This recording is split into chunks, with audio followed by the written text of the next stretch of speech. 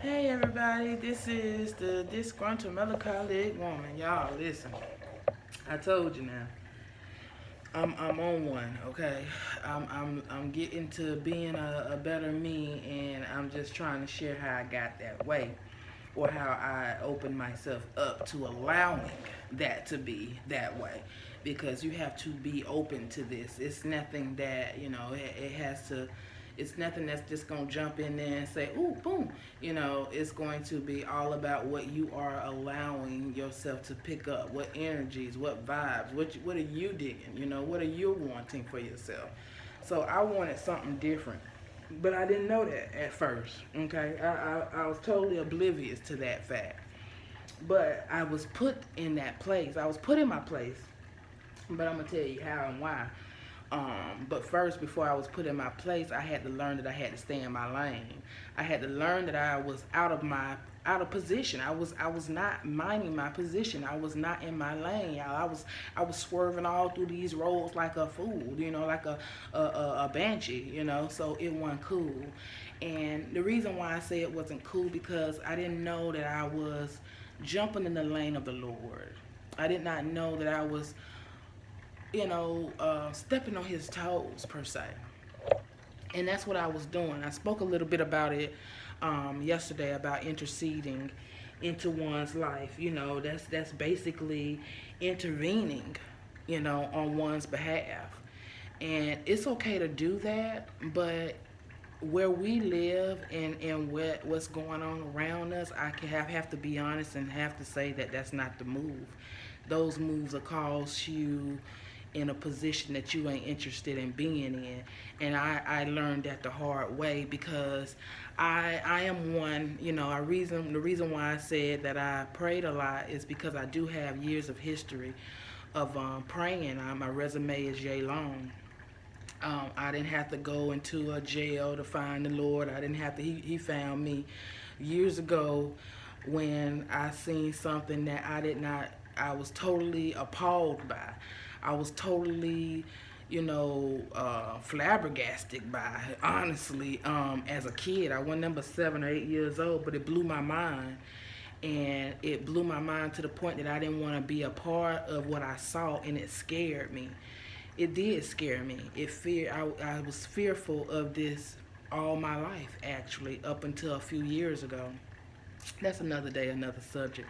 But anyway, getting back to interceding in somebody's life. So, I prayed a certain way for years. And like I said, I always prayed for people.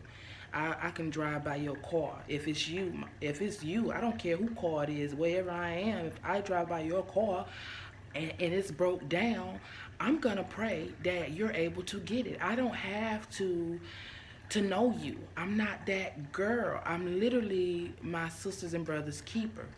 And I don't care who you are. If I see that car, I'm going to pray that you're able to get your car. So if I went by your car, I guess what? I prayed for your car. I prayed for you, okay? I prayed for you to get your car. I prayed for you to make sure that you were able to go to your job regardless of that car being on the side of the road.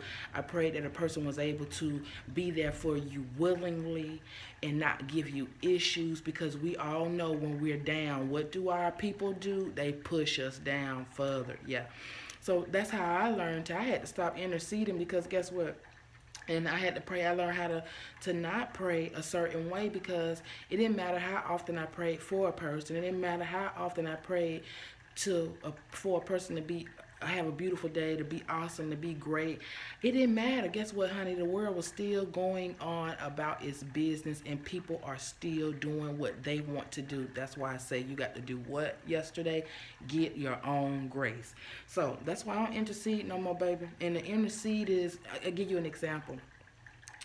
A mother, we know, okay. You'll be like, for an example, okay.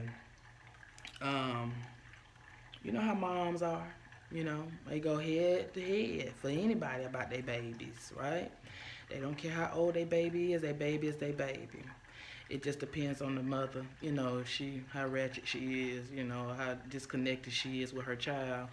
And even a disconnected mother, excuse me, even a disconnected mother, depending on her level of disconnect, will go head to head for somebody about her baby. Now, the thing about that, that's real cute and cuddly, but it ain't that cute and cuddly, especially when you are in the lane of the Lord. You have to make sure you know what you're doing. You have to mind your position. You have to know what it is that you're doing when you do these things, because guess what? This mom going back to back, ready for war for her baby, but her baby is outside of her eyes, misleading people, treating God's children like trash, being disrespectful to God's children, being disloving, dislike, being disrespectful. The list goes on. Raping, killing, beating. The list goes on for her child. This is what her child could be doing. Now, guess what? We've seen it time and time again. This woman going crazy. These women be literally at the jailhouse in court crying for their child and saying that their child didn't do this because all they know from their child is what their child has showed them. Now, what's funny about that is this. You don't know what this person does outside of you. You don't know what this person do outside of you. Whatever you see, that's what you see. But guess what? This person has a whole nother life outside of you. And that's what people are, that's the mark that people are missing. You walking around here and your moves are so suspect because you don't even understand why you looking suspect. And that's what people scared to me, because they so damn suspect, they don't know they suspect. And for you to sit up there and pray for your child and go out of your way for your child and not say the right things about your child, not knowing anything about your child, what you can say is, and what people should, in my personal opinion, they should be willing to say, Lord, can you bless my baby to see you, to respect you, to respect your wishes, to respect your children, that's what you say. You don't say, oh Lord, watch my baby, oh God, they're going to, take care of. No, no, no, no. You are enabling your child, and your child can't get his or her own grace. And for that matter, hell, you stagnant like a mud, because shit, your grace is falling. You falling from grace, because guess what? You done did all that praying, and now your ass done fail. You done fail, because guess what? When I learned to get in my position, I had to. When he put me in my position, honey, he put me in my place. And this disease caused that for me. He caused me to sit my behind down, and I realized what I was doing. I'm like, what's going on with me? I'm the type that literally looks at everything that I do. I'm always trying to figure out what I did wrong or what I can do to make something better, to not hurt a person, I don't like that. I don't get off on other people's demises. I don't do that. That's not my character. That's not my forte. So with that being said, if I cause anybody any harm, the first thing I'm on the horn, my nigga. I'm on the main line, getting with the Lord, asking Him what I done. Was I right in this position? Did I do too much? So I did realize I was doing too much, because I was minding this man's position. I was minding this man's place and taking myself away from the equation. I had to learn to take myself away from the equation, because this equation ain't got nothing to do with you and your child. You are out of the equation. The best thing that you can do is get a relationship with you and the Lord, and then from there you can tell Him different things. But to sit up there and pray for a person that you have no clue on who they are, anyway, that was my story, man. So after I got put in my place, I was able to see things in a different perspective. I realized I was trying to handle things that wasn't my place to handle. That not only was I trying to handle something that's already being handled, this ain't our position. This ain't our place. How you gonna fix something that you can't fix, and that you ain't even in the position to fix? So that's what I learned, that I was literally trying to handle what already was His, and was trying to control something that He already got control of. So what it did was it showed me who He was, and that's how I learned and was put in my place.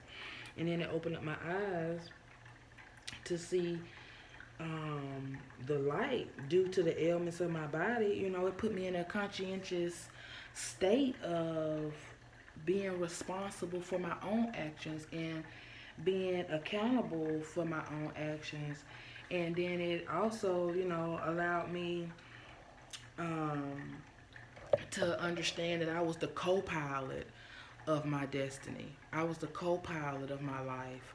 I was the, co pilot of, the regulate, and to regulate, of regulating, excuse me. I was the co pilot of regulating my impulses, and so with that being said, I don't go out and I overdo. We don't live in this is a very shisty place. This place is real, it's not the place, it's the people. Excuse me, forgive me.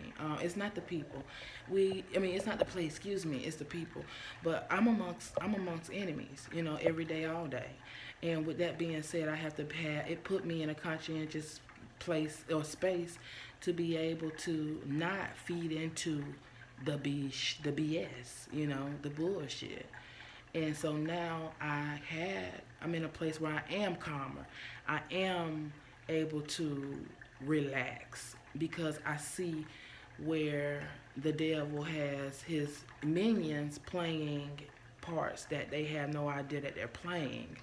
So I move back because I don't want to get pushed out of my position now that I know what lane I'm in.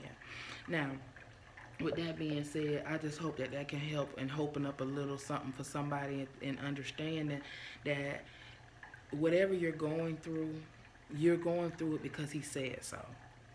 Whatever your walk is, it's a walk that he understands. It's the only thing that's not being understood is you not taking the time to understand it and blaming everybody and pointing a finger at everybody. And the best thing that you can always do, because everything always starts with you. And with that being said, I am the disgruntled melancholic woman, and y'all listen, honey, I'm out. Bye. Be great.